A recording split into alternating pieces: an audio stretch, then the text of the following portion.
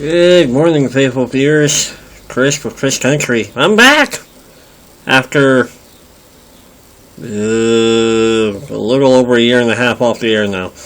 In case some of you were wondering, there was kind of a lot of reasons why I went off air. Just at the time, there was just a lot more stuff going on that I had to focus on, and I just kind of ran out of ideas and things to blog about after the first few episodes I put out. But I'm coming back for now. I've got a few ideas that I want to try out, see if they catch on, things like that. We'll have to see how they go. This video is probably going to be geared more toward my friends from Colorado. As many of you probably know, a year ago today, the Waldo Canyon Fire actually broke through Queens Canyon and ran down into the Mountain Shadows neighborhood of Colorado Springs. This occurred from the time frame of about, I would say, right about 2:30 in the afternoon until about 8 o'clock at night was when the fire, at least for that area, was kind of more or less under control to the point of where we at least weren't losing any more structures. Granted, the fire would continue to be active for, I think it was, at that point it was about another week before it was declared 100% contained. But I just figured I'd make a little video about that. I wasn't directly impacted by the fire that day. But by this point last year, the fire had impacted me in several other ways. The main way being, at this point, that Highway 24 was shut down. So there was really no way for me to get back and forth from where I lived in Woodland Park back down to the Springs. But a couple of days before that, I believe it was Sunday, the second day of the fire, I decided as a precautionary measure to go ahead and send Steph, our roommate, and both our dogs down to my dad and grandmother's house down in Pueblo, just for safety reasons, because I figured, worst case scenario, if the fire did make a run toward Woodland Park and we had to evacuate, I'd rather only have to worry about myself getting out, rather than worry about myself, Stephanie, the roommate, and the two dogs. As it would turn out, the following day, Woodland Park kind of about halfway evacuated. Half the town, as I recall, was under mandatory evacuation. The other half was on standby. I was in the standby zone, but I was like, I'm done for work for the week. Walmart's being evacuated anyway, because Walmart was in the mandatory evac zone. I'm like, I'm just going to go ahead and evac down to my dad's house. My dad and grandma's. But I'm kind of getting off topic here, I know. But I just kind of wanted to make a video today to kind of commemorate, or I'm not sure exactly how I want to define it. Commemorate, recognize that it has been a year since the fire did run down into the Springs and take out all those homes and unfortunately take two people's lives. It's honestly one of those days that it'll be a little while before I forget, if I ever forget it. There's a lot of there's days in history where they say you'll never forget. Days like 9/11.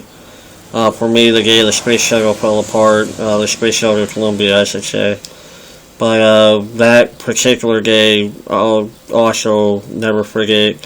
I remember I came home from work, and I was watching KKTV that day, and, they were giving the 8 a.m. conference, and they were actually talking about letting the people who have been evacuated from the southern part of Mountain Shadows come home for like 30 minutes to get their supplies and stuff. And I was like, oh, okay, so it sounds like the prognosis for the fire that day was fair. They were still worried about temperatures and humidity in the morning, or the lack thereof, I should say. But it didn't sound like it'd be too much of a problem. And then I remember waking up about 3:30, And I could look out from my porch and I could see the smoke plume, which told me the fire was still going. But the thing I'll never forget is watching the 4:30 conference, and they're just kind of going over everything. And if I recall right, most of the concern was that the fire had breached Rampart Range Road and was actually running through Queens Canyon. But something I'll never forget is the mayor had to interrupt Mayor Bach had to interrupt the press conference to announce the fact that there was now a mandatory evacuation for all of Mountain Shadows, going up north up into the Peregrine area. And just from there, to me, it just seemed like it went downhill after that, because you see, I saw all of these evacuation zones, mandatory and standby, popping up. And it amazed me how quickly the fire, once it hit the top of that ridge, how quick it rolled down into the springs and wiped out all of those homes. I mean, it still amazes me that within 4 hours, 385 homes were lost. Or, right about, I think it was 65. I'm thinking I'm getting my numbers mixed up between Black Forest. But if I remember right, it was like right around 350. But still quite a bit of homes for 4 hours, within the span of 4 hours. And just the sheer destruction. I mean, I still remember what I was feeling the way I think a lot of people were feeling. Just, the panic, the hopelessness, the sadness of the situation. I mean, the conditions were so bad that I think even the firefighters had to bug out from the area and stay away for, I think, the course of about a half hour before it was safe for them to even re-enter and start to fight these fires, or fight the fire that night. But it's, like I said, it's something it's something I won't forget for quite some time. And my thoughts are still with the folks in Mountain Shadows, because I know some of them are still in the process of rebuilding. I think there's others who might not ever be able to return.